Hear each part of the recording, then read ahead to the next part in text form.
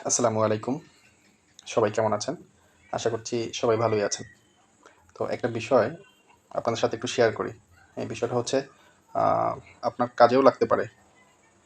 আবার যদি মনে করেন যে না আপনার কাজে লাগবে না বা এই বিষয়টা আপনি আগে থেকেই জানেন, তো সেক্ষেত্রে আপনি ভিডিওটা স্কিপ করে যেতে পারেন।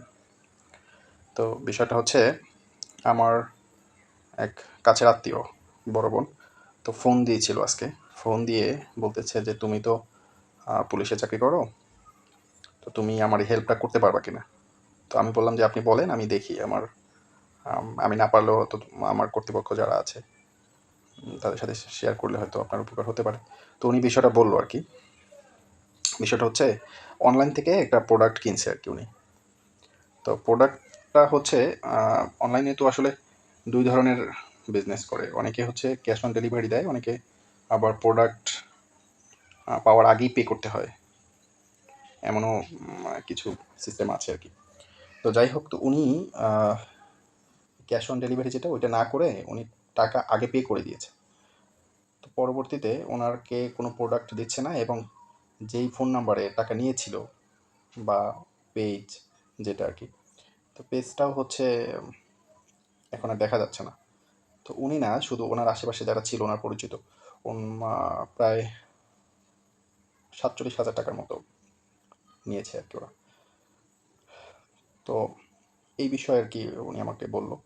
তো এখন আমার ওনার সাথে যে ঘটনাটা ঘটছে বা ওনার ক্ষেত্রে কি হয়েছে বা ওনার আদৌ ওনার টাকা উদ্ধার হয়েছে কিনা সেটা পরের বিষয়। বিষয়টা হচ্ছে সতর্ক করার জন্যই ভিডিওটা করা। আমরা যারা অনলাইন থেকে কেনাকাটা করি তাদের ক্ষেত্রে বলছি আর কি।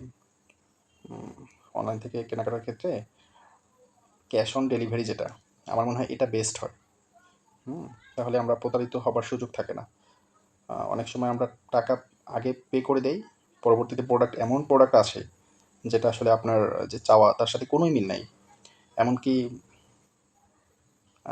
ছেঁড়া, পুরানো এমনও হয়। আদৌ প্রোডাক্ট থাকে না এমনও হয়।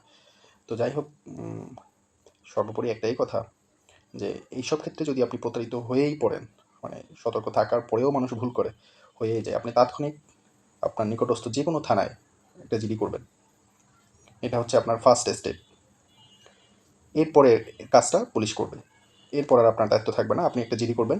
ওই যে পেজ থেকে আপনি কেনাকাটা করছেন ওই পেজের লিঙ্ক সহকারে উল্লেখ করে এবং যে অ্যাকাউন্টে আপনি টাকা পাঠিয়েছেন ওই অ্যাকাউন্ট উল্লেখ করে। ঠিক আছে? এরপরের কাজটা পুলিশ করবে। তো ধন্যবাদ। সতর্ক থাকবেন। যে কোনো ব্যাপারে